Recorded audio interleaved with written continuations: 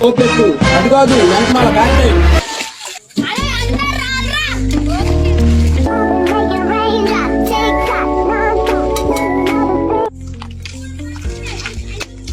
ఏంది ఎందుకు ఇవన్నీ